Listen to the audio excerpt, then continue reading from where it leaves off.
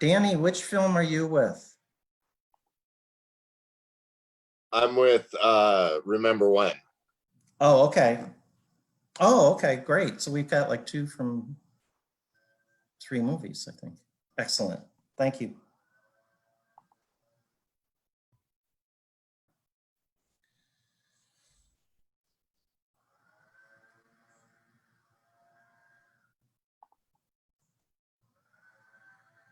Okay. Okay, hi. I'm Tim Miller. This is welcome to the Woods Hole Film Festival. We're having a chat with short filmmakers, again, as I mentioned before, not of short stature, but of filmmakers who have made short films. The grouping in this case is called Kids in Charge, and that's obviously the common link here is that all of these films do involve children. So what I'd like to do is go through the films and for those filmmakers who are here representing certain films, have them talk about the films, obviously. So why don't we start with Mousy, written and directed by David Bartlett, and we have David Bartlett here. So why don't we start with you, Dave, please. Hello there. Hi, well, I'm David Bartlett, as you say, writer and director of Mousy. I'm here from London, or I'm in London, coming into you. And to give an introduction to Mousy, it's about a Romany 7-year-old girl who is hiding out from the Nazis in an old broken down Weimar cabaret club in Germany in 1936, as the Nazis started to sweep the streets of what they saw as a nuisance before the Grand Olympics.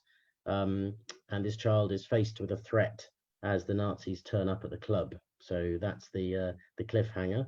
It was motivated by what I saw as an appalling rise of right-wing nationalism and populism across the world, in Hungary, America, Britain. And I just thought, well, we've been here before. Well, the world has been here before, many, many years ago. The Second World War, the rise of fascism in Germany. And I just thought that in that scenario and all the others that have come since, in situations of trauma and confrontation and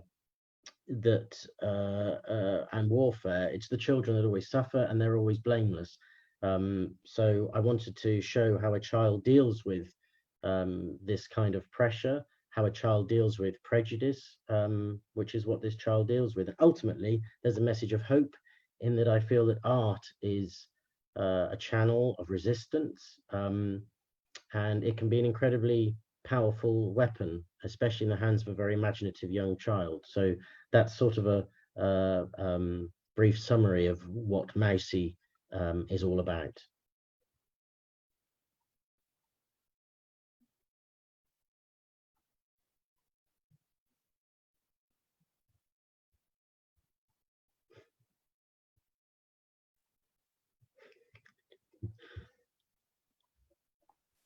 Okay, I think we lost Tim, so maybe I'll jump on here. Hello. All right, let's go Logan Jackson with My Hero. Hi, I'm Logan Jackson. I'm a filmmaker based in Los Angeles, California, but I'm originally from New Orleans, Louisiana. I have a short film called My Hero. My Hero is about a single mother who is desperately trying to make calls to get a last-second babysitter because she has to go to a job interview that she just cannot miss. She's in a tough spot and she's trying to make ends meet. So she makes the brash decision to leave 2 of her young boys home alone. One is 8, one is 4. So without giving them too much away, you can kind of rack your brain around what happens when you have 2 young boys at home. But I created this film. It's a very personal film for me. It's inspired by my sister, who is an amazing, amazing woman. And sometimes she makes some decisions that aren't quite deemed as ideal for parenthood. But when you're playing mommy and daddy, what is really ideal, So she does the best she can. And this film was inspired by that, and inspired by a few other things, but I don't want to reveal it because I know a lot of people haven't seen the film yet. So July 25th, they'll get a chance to check it out. Okay. Tim's back.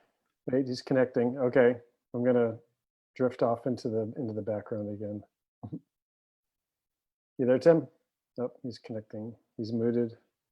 Unmute.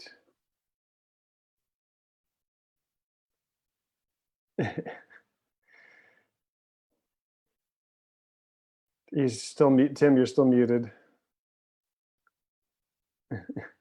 Sorry. Okay. Everybody froze, so. hmm. We just heard from Logan Jackson in My Hero, so. Oh, okay. So, have we talked to Remember When folks yet? No. Okay, why don't we go with let's see, it was written and directed by Paula Ossa. Is that how you say her? Yeah, it's Paola Osa. Okay. Yes, I'm the writer, director, producer of Remember When. And I'm coming from Wayne, New Jersey, good old Garden State. So yeah, the film is about when a Hispanic young boy is left home alone for the first time with his 8-year-old sister. He must find her when she goes missing in their unwelcoming trailer park community. Yeah, this story kind of came about, I want to say, a year ago, and it's inspired heavily on my brother and I's relationship growing up. And yeah, I don't want to give away too much just yet, but I'm going to toss it over to my editor, Danny. Hi, I'm the editor of Remember When, coming from Brooklyn at the moment. It's a really wonderful short and a really wonderful story about these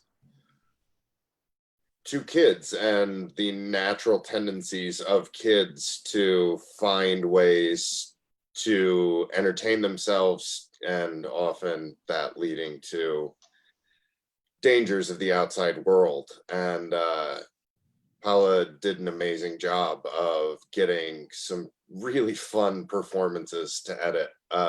It's a really difficult thing working with kids in film, as everyone on this panel knows, having worked with kids.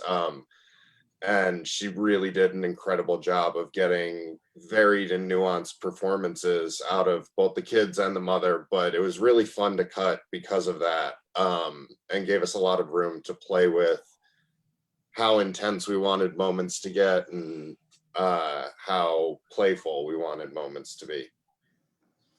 I actually was wondering about the, one of my notes on all of these films in terms of, working with kids, the important, obviously editing is always important, as I'm sure you would attest, Danny, but, working with kids, and I was wondering if that kind of puts even more pressure on an editor, maybe, whether it's tougher to get those performances out of kids, and how a performance can be molded through the editing, which again, I'm sure is the case with all films, but especially with films involving kids, whether that's a particular challenge for the director to give the editor enough to work with. And,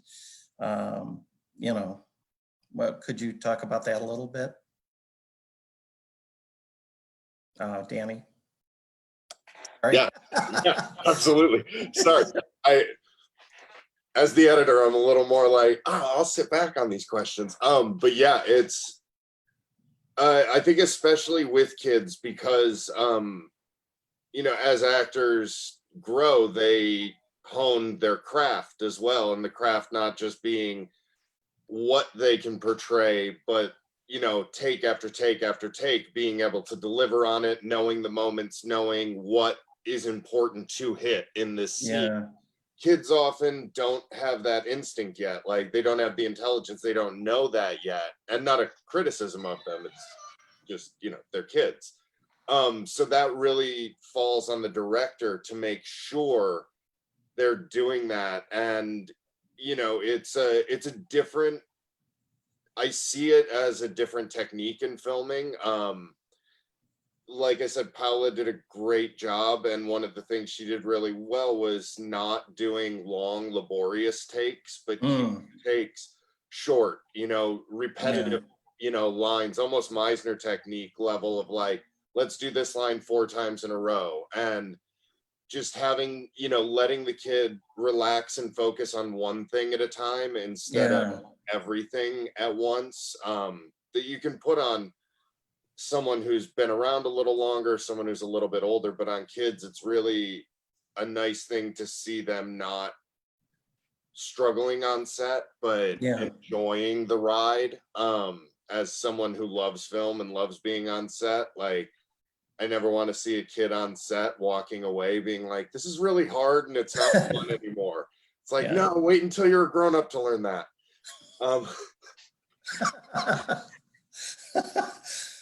Yeah, I can see that. Well, I will say, and I'm not just trying to throw out compliments here that are insincere. I thought all of the films had such natural performances from the kids, every single one of them, and it really struck. Like I don't remember seeing one false note in any of the 6 films that they just seem so natural. And not only that, but you know, I mean, these kids are playing difficult roles. I mean, like the teenage brother, in Remember When, you know, the number of emotions he goes through as he's the fear of losing his sister and all that, but every single one, you know, in all the films, just very impressive. So really, congratulations on that. Is great. Okay, now Zeus, which film are you representing? Hi, everybody. Can you hear me okay? Yes. Okay, cool. Great. Yes, I am Paula's producer on Remember When. Oh, okay. Yeah. All right, So great. yeah. So I think we've covered then the 3 films of the ones of the filmmakers who are here, because of course I froze, so I missed My Hero, which, by the way, I loved that whole film, but the dance scene was, to me, just amazing, of the 2 brothers. I just Thank you. loved that scene, but the whole movie, again, so natural. You know, the 2 brothers were such goofballs, just like kids would be left to their own devices. Absolutely. Thank you for that. You know, so anyway, I'll have to go back to Facebook and actually listen to that part. I'm so sorry I missed that. No problem. So what would you say, and maybe we can go through, you know, the same order again. What would you say the virtues and the challenges? Well, Danny, you certainly address some of the challenges of working with young actors, but you know, what about the virtues? Like, do you find that maybe they're less self-conscious than or less given to acting for a film and seeming more natural because they kind of are fresh in terms of how, you know, learning how to do this? What do you think about that as far as you know, the pluses and minuses of working with kids? Could we start with David on that? Well, the child Sasha Watson Lobo, who stars in Mousy, had never acted before and never worked with camera before. So on a technical level and on the page, that was kind of terrifying, because it was quite a big undertaking. Everybody working for nothing, because the film ultimately is aimed to help a children's refugee charity in London, Separated Child Foundation. So I thought, this has to work. But the thing with Sasha was that she responded to notions of character. I wasn't about to tell her, hey, look, 500,000 Roma people died in the Second World War, because she was 7 when she did this film. I'm not going to terrify a child. I'm not going to deliberately upset her. You can't do that. You don't do that. So introducing her to ideas that are explored explicitly within the narrative of the film. For example, this child who is a Roma child looks at a Hitler Youth poster on a wall and says later on, hey, I want to be in a Hitler Youth, because she understands it. Well, she doesn't understand it. She's so simple about it. She's not going to process it properly. So with Sasha, telling her this is exciting, what do you make of this? What does it look like to you? It was actually about sort of visiting the genuine place a child inhabits. How do you feel about this? Tell me genuinely, show me genuinely. And actually that kind of works. In my experience, that worked anyway, and she did an amazing job, and I don't think she was ever uncomfortable with the process. I think the eventual film is, you know, one of the things I'm very proud of in it is her extraordinarily natural performance, and it's even more heartbreaking because she's not acting it up. There's nothing stage school about her at all, and that's very important. In fact, essential. If you don't believe in the child, and I'm sure this is the same for all our films, then you know that's the end of it. And that was overwhelmingly important. I think we may have lost him. Okay, I'm back. So, Logan, we'll kind of throw this over to you now to talk about your experience dealing with your actors. What's their, Awesome. what was their experience? What was your experience with them? And I'll just Got it. So, I mean, I had a great experience working with child actors, but I think it was easy for me to manage them because I had an amazing lead actress who was Avery Jade. So, if you don't mind, I'd like her to answer that question and her experience with working with the kids and how she got them together like that. Most certainly. Thank you, Logan Jackson. And shout out New England for a second. I'm from Connecticut, so I just had to take that moment to shout New England out. So, so children always teach us how to be humans, I think, and so and that is just not forcing it, even in acting, even in that moment. You know, as an adult actor, sometimes you do all this prep work and then they come and they're like, yeah, we're not doing that. We're not going to give you a hug right now. No, you're not my mom. So it's like whatever that natural feeling, that natural chemistry that can be made in that moment and still being present, right? You know that much, to be present and to be following their lead and bouncing off of them. It can be challenging because you're determined to like he said, you want this excitement, but however excitement is going to naturally develop, let excitement naturally develop, right? You said you couldn't give her that backstory because you didn't want to terrify her also, right? So, and there was this moment too where there was this moment where I had to, yeah, I know. You're back though, that's all that matters. You keep missing my hero, Tim. Why?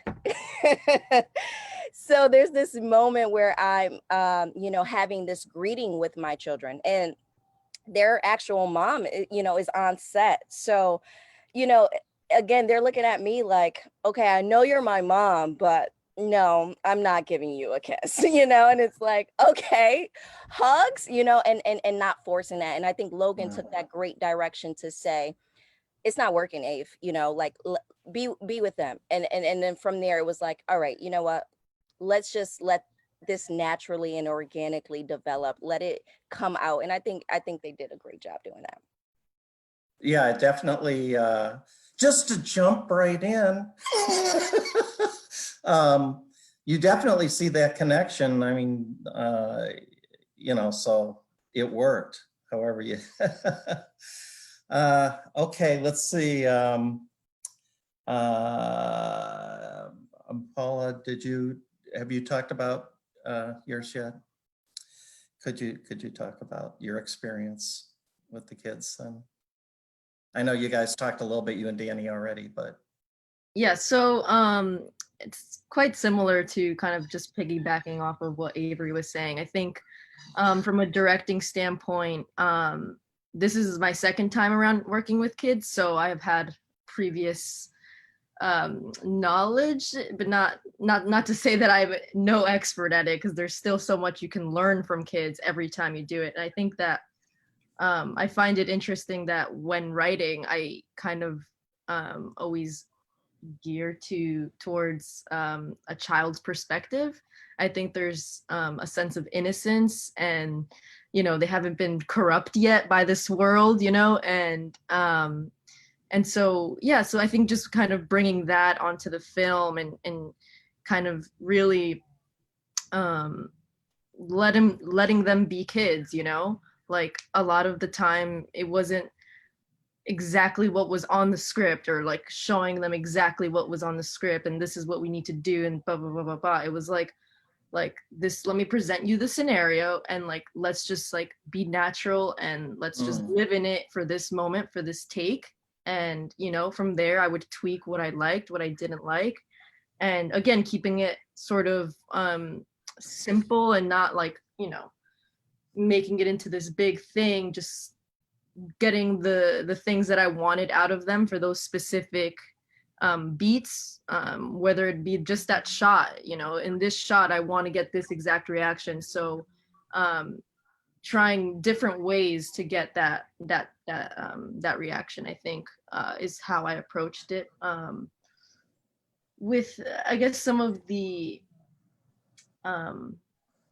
hardships with working with kids is that just like humans, just like adults, they too get tired, and they get tired much faster than adults, and so definitely scheduling around that and making sure they're getting enough breaks, and because as a director, when you're just wearing out this kid with this one shot that you're not getting, and you're just trying to get it and it's not working, and it can be very frustrating as a director, right? Because you're just like, I just need you to get this one thing, and sometimes I think it's important to just kind of step back and say, you know what, let's come back to this later, or let's move on from this now, because you're not going to get anywhere from there. So kind of really acknowledging their boundaries as well, and not pushing them beyond what they can do in that moment, I think is important too, kind of just guiding that. Did you mentioned that so the younger sister was based more or less on you, is that right? Yeah, actually.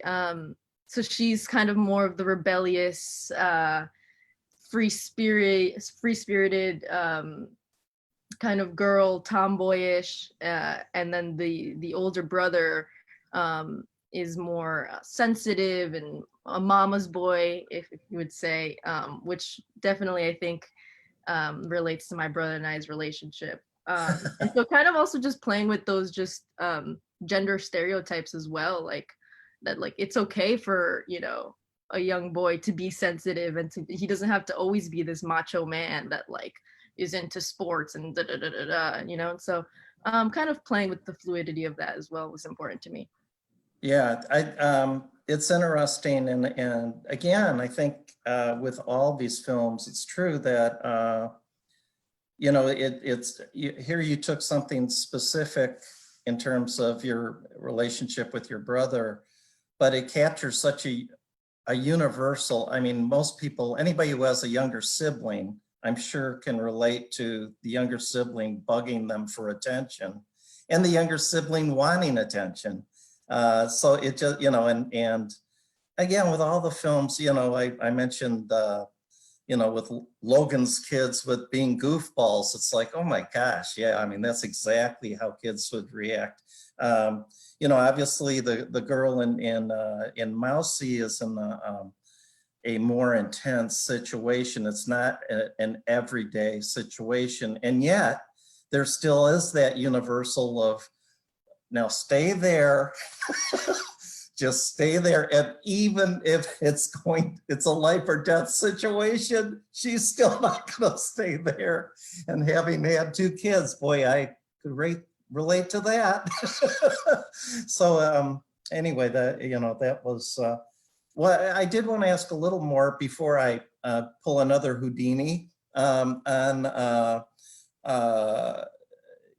there's, how much of your movies were inspired in some way by real life? For example, I noticed, well, Paula, you mentioned yours, but Logan, I noticed that at the end, I think it said for Brandon, which is the name of one of the characters. So I thought, well, okay, maybe this rings true for a reason. Maybe it's based on something very, that really happened, or so. I wondered if all of you could talk a little bit about, and what we'll do is, why don't we start with David, and then while David's talking, I'll disappear, and then I'll show up again after Logan and Avery are done talking. Because I'm a jerk that way. But anyway, why don't we try this again? David, would you mind talking about that, or if it, I guess what I'm asking also, in addition to it being, how where real life is involved, or real life experiences,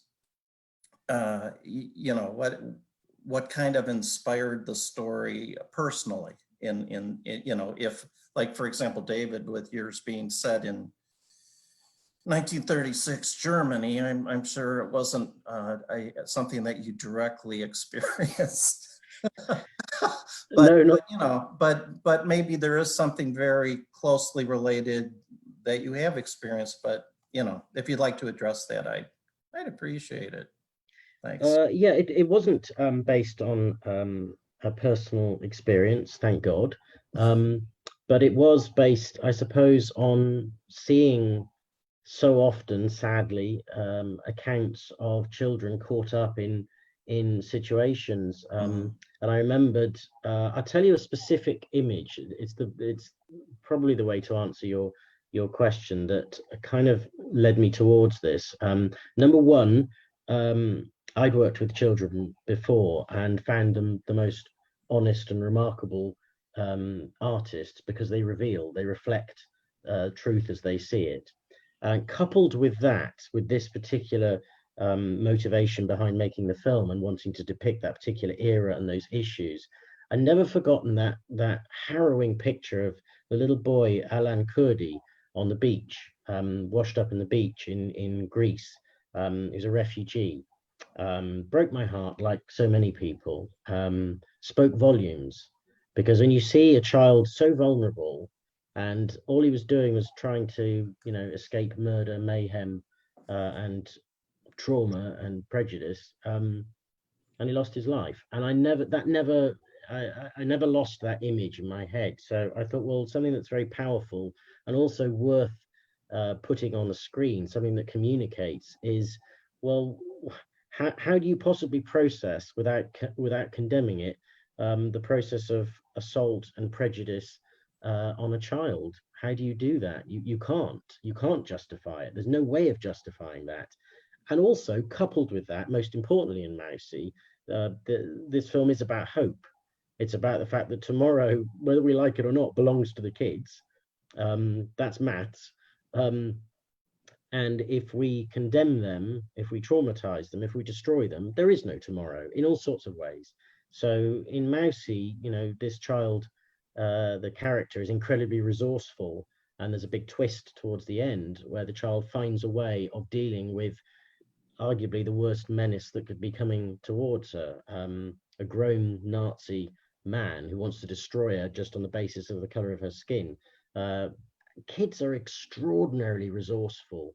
I found that in working with Sasha Watson-Lobo playing the character, and I found it in life in general. So that's what led me personally to both reflect that tragic image and also the hope, and the fact that, kids will just come up with something and lead us somewhere. And that is ultimately the great hope of the universe, isn't it? That's the galvanizing promise. So whatever darkness we're in, It's the kids, their imagination, the extraordinary way they wield the power of art, which is what hopefully Mousy is also about.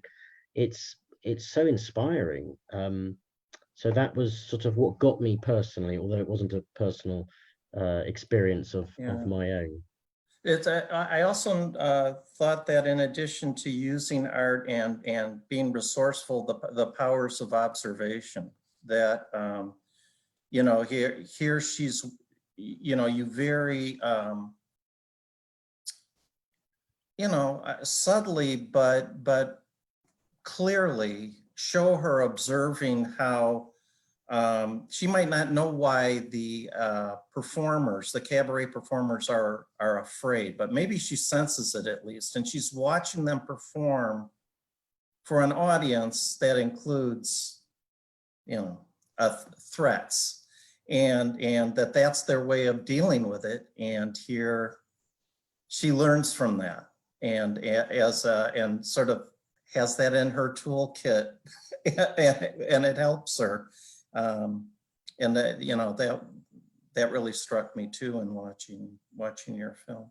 Well, hopefully it's quite a pure relationship as well, that she relates these things as you say, and it's really nice for you that you've said that, because it's really important in the film and important to me that she relates things on a very simple level, and in the end maybe it helps her through, you know, maybe it gives her the hope and the possibility of survival in a surprising way. But as you say, she observes, she processes without perversion, without any kind of prejudice. She's just very straightforward. It's almost the definition of innocence paying off. And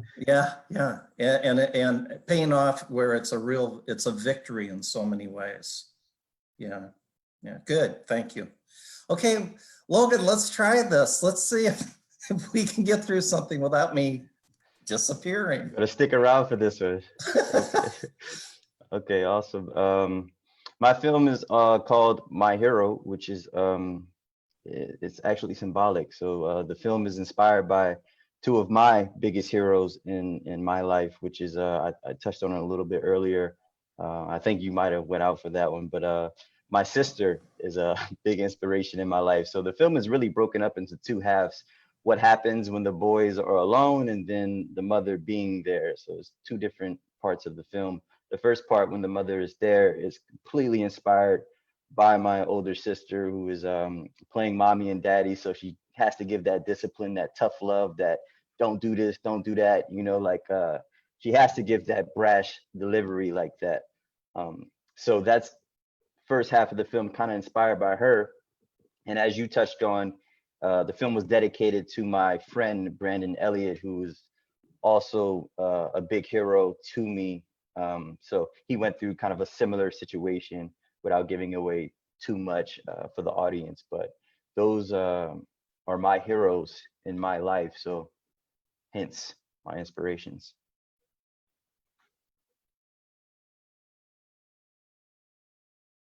Oh, see, look, oh, see what he does it all the time, man, all the time. Wow. That's a conspiracy theory. If I was feeling very playful, I would just cut him out manually just to keep the theme going. But wow, okay. We have a few minutes left. Actually, we can go as long as we want at this point. Let's see, what do we want to do next? Because obviously Tim had the questions prepared. So the theme for today is kids in charge. And obviously, I think we probably kind of covered sort of how all of those films relate to that topic. If I'll give everybody a chance here to just give one quick sort of selling point. Why should somebody watch your film? And we'll start with Logan, because you're up in my top left corner. Awesome. I think people should watch My Hero because it's really a teaching tool for single parenthood, and it touches on a lot of different issues that can be life-changing and life-saving, actually. So I created this film to bring a lot of awareness to the topics that it's dealing with, without giving away too much. Again, I keep saying that, but I think people would watch this film, or should watch this film, because it has a lot of humanity, and it has a lot of heart, a lot of passion. When you watch it, you can feel me through the screen. I literally crafted this and put 100% of myself into it. So when you watch it, you get all the feels that we captured on set, that we captured through the writing, through the editing, through the colorism, everything, coloring, pardon me. So you get everything. Okay, Jack. Hello.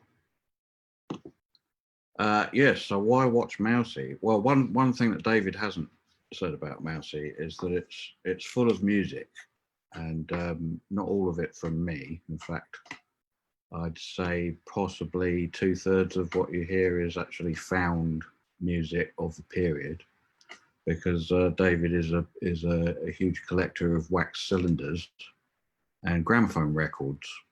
So you have the world of the theatre in 1936 Berlin is pretty rich and pretty detailed. So my role in it really was to provide a little bit of a flavour of Sasha's character's origins, and also to make you feel incredibly uncomfortable all the way through the film. Now that's not a reason not to watch it, because I think this film is an allegory and it's a warning. And as David said, it's full of hope. But I wanted, from the musical point of view, to make it feel really visceral and to really get to you.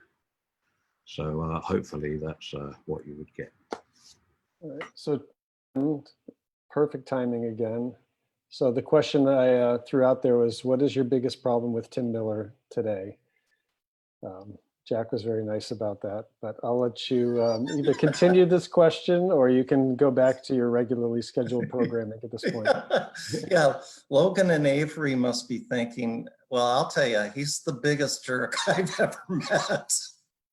Oh my God, I am so sorry. Anyway, all right, well, what came first? And let's see how far I go with this one. What came first? The theme or the story? Because every one of your films, obviously there are some big issues at play. And so, like, did you, when you were coming up with your film, was it, okay, I want to address what's going on with immigration right now in the world, and I'm going, and how can I best address that? Well, I could certainly sort of compare it to what was going on in Nazi Germany, So was there that, or was it, here's a story, I want to do a story about two brothers left to their own devices, one has an emergency due, and then after you come up with the story, it's like, okay, wow, well, this deals with a lot of universals in terms of how parents have to go away, this, and the same is true with Remember When. Parents for financial reasons have to sometimes leave their kids alone, and that's a problem, but that's the reality. So both of your films show that in a great way. So what came first? The idea that you wanted to address an issue or address some themes, or I've got a great story I want to tell, and then it's like, oh yeah, this, what comes out of this story, like what comes out of a lot of stories is the universal aspect of it. Why don't we start with Logan? That way I can actually hear Logan. And not that I haven't enjoyed talking to David, I love it. but let's start with Logan. Thank you for that generosity. Thank you.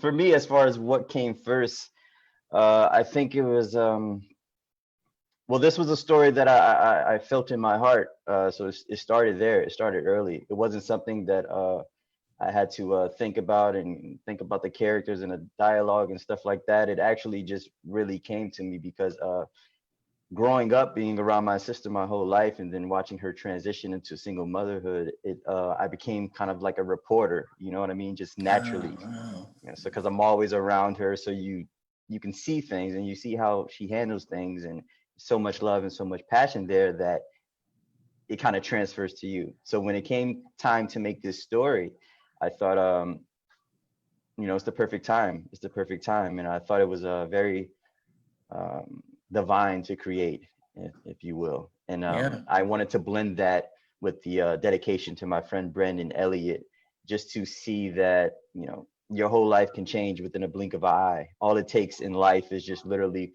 one split second of a moment, and your life goes from here to here or here to here. Like, it's a bunch of different variables that go into life. So I really wanted to put that on screen. So I think for me, just the love and the passion came first. Yeah. So it was, you know, easy for me to figure out what to create. That's great. Okay. Paula, how about, could you? Yeah.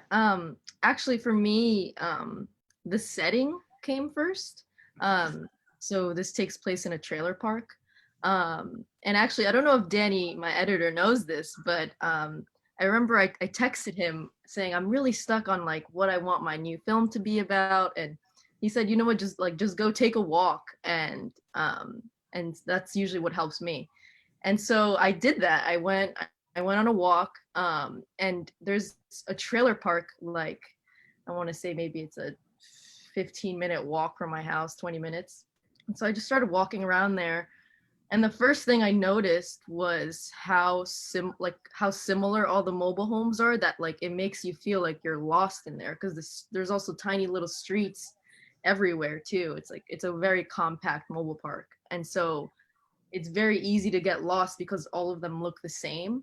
And so that automatically, like, you know, kind of brought me back to a time in Colombia, when I actually got lost, not in a trailer park, but in an area where all the homes look the same. And then a minute later, I see, just like in the distance, a little girl and her older brother chasing behind her, because I guess she's running across the street and he's walking her home from school or something. And that image again just brought me back to my relationship with my brother, and I was like, oh my God. And it all kind of just like hit me there. Wow. And so yeah, I combined using this setting as an obstacle in and of itself, and using how this Hispanic family is moving into a predominantly white neighborhood community, and the struggles that come with that, with, you know, still being kind of nuanced and subtle, because I think for me, this film, I really wanted it to just be about this brother and sister relationship, and I wanted that to kind of drive the film and have these subtle undertones just be there that are, and I think that they're almost even scarier when they're not so in your face. And you can see that when I hope everyone that is watching watches the film. And I think you'll notice those things. But yeah, that's kind of where the film was inspired by. That's really interesting. And I think you pulled that off, where, you know, if somebody who has seen the movie was asked, well, what's it about? You would definitely focus on the relationship of the sibling relationship. And yet there are other things at play that are hugely important, and yet on the periphery. Mm-hmm. And it's like, well, was that just thrown in? No, that's what real life is like. It's like, you know, it's not like, oh, this subject is predominant in a situation. No, at the heart of this are the siblings getting through, and yet there are those little things that it's like, man, you know, that's just getting through. Surviving the day is the biggest issue, but it's not the only one. And I also wanted it to feel like this film is very much like a vignette of this family's life. Like we're kind of just jumping into, you know, their everyday life. And so we kind of, yeah, just jump into the story there where there's not too much exposition or too much of this and that. It's just kind of like, hey, this is their everyday life and we're going on this journey with them today. Yeah, great. Well, it works, definitely. Thank you. It's funny, I used to be features editor of the Cape Cod Times, and I would work with interns. And for a session on storytelling, what I would do is have them do sort of what you did. I would say, okay, I want you to go walk down Main Street and just find stories. You know, they're all around you. And you know, there you go for a walk, you look at a trailer park and look what you come up with. I mean, there's a lesson there, I think, for any aspiring storyteller, that you know, they're all there. It's just opening your eyes. Okay, David, let's try this. Well, Mousy started, as I sort of said explicitly, from a general feeling and a reaction against what I saw was going on in the world. Yeah. But that didn't immediately make me sort of get a clean piece of paper and go, right, come up with a story, come on, quick. It was there, this cloud was there, and it was some time that I was sort of open to a story coming to me to make. I didn't say, right, I've got a day, I've got to come up with something. I didn't force it like that. But actually, and Jack just talked about music in Mousy, it was music that started to trigger sort of where it was going to be. My initial thought was, okay, my big anxiety among many others is, I think we've been here before. I think the world has visited this nastiness and look where it went. So it's got to be something to do with, you know, the 12 years that the Nazis were running the world into a war that killed 56 million people. So what point do you pick? And then listening to a lot of the music of the 30s, I started to gravitate towards what I saw as being a really nice planet to sit a story on, which is basically the world of music. And of course, interestingly, something that doesn't get focused on much is that during that period, the world of art was just knocked for six in Germany. It was battered. It was so controlled and oppressed and reduced and suppressed and attacked, and artists were executed. I mean, it was extraordinary. So hearing this music that had survived from the Weimar period, which went when Hitler came to power, I thought there's something about this setting, a little bit as Paula was saying. It was about that setting that suddenly said there's got to be a story within this world that in the mid-30s was dying. It was coming to an end, basically, the old free fun world of the cabaret of Weimar. And I just thought, what a wonderful clash. I mean, appalling, of course, but for a drama, that extraordinary, exuberant world. Berlin was the place to be in the 20s. The whole world said that's the coolest place on the planet. That's where artists are free.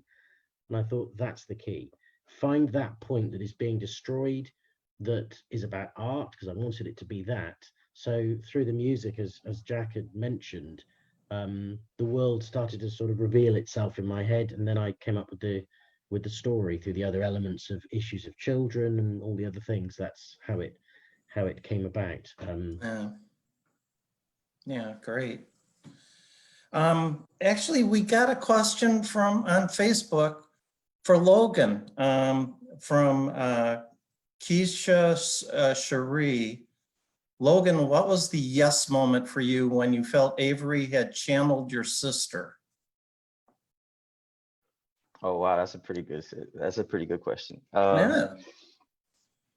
I think Avery Jade is well, she's an incredible actress. When you see this film, like, she gives so much of herself into the film, and as I said before, I do the same. I give 100% of me into the film. So for me, when I was watching her audition tape, she had a sense of realness, authenticity that you really couldn't find anywhere else. And she had a good balance of love and also being strict. And all that came across on screen, and it was very authentic. And she's actually a single mother herself. So it was easy for me to see that she was the clear choice. I've told her many times, if it wasn't for her, I don't think I would have been able to really make this film, because she was bar none. She was number one option and only option. That's great.